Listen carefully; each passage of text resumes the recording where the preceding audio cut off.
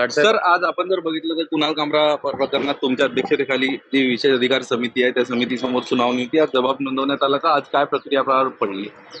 ज्या पद्धतीमध्ये stand up comedian Kunal कामरा यांनी राज्याचे माजी मुख्यमंत्री व आताचे उपमुख्यमंत्री एकनाथ शिंदे यांच्यावरती व्यंग कविता केली होती, ते प्रकरण आपल्याला सर्वांना माहिती आहे. या बाबतीत माननीय प्रवीण दरेकर साहेबांनी विशेष हक्क समितीकडे त्याची तक्रार नोंदवली होती. त्यानुसार 2 ते 3 वेळा कुमार कामरा यांची हिअरिंग झाली.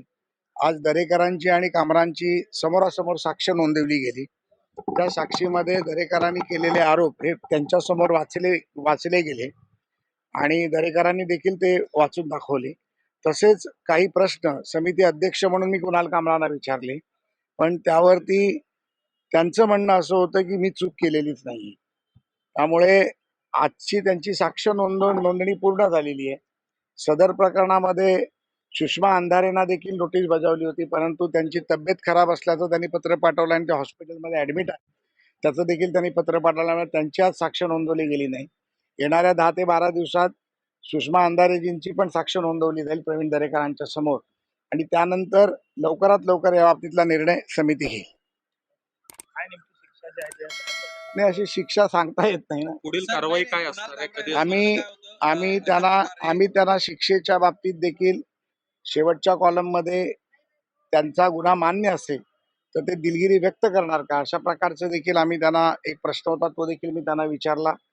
त्यावरती त्यांच्या वकिलांनी काही पेपर आम्हाला सबमिट करतो म्हणून सांगितले. आता त्यांचे पेपर काय सबमिट होतात ते त्या बाबतीत काय म्हणतात ते ऐकून मगच समिती योग्य तो निर्णय घेईल. कोणालाही द्वेष भावनेने कोणावरही कारवाई केली जाणार नाही.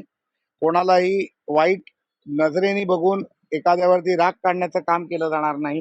समितीने आतापर्यंत 6 निर्णय घेतले. 6 निर्णयापैकी 4 लोकांना दिलगिरी व्यक्त केल्यानंतर माफीनामा दिल्यानंतर आम्ही सोडलेलं आहे.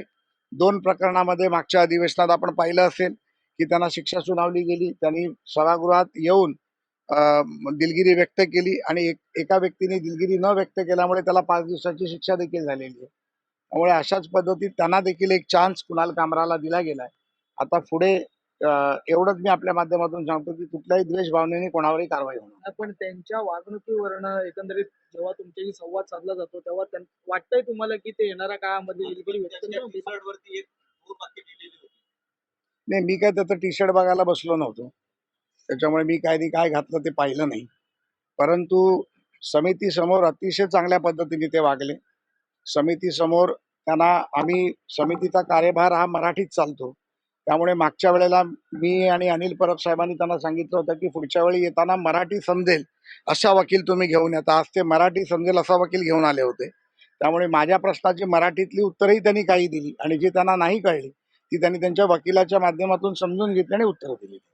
त्या घटनेसंदर्भात त्यांना खेद आहे का? खेद असेल तर ते माफीनामा देतील, खेद नसेल तर नाही देणार.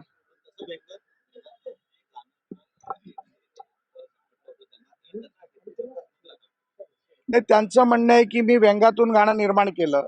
माझा हेतू कॉमेडी करण्याचा आहे आणि कॉमेडी हा माझा व्यवसाय आहे.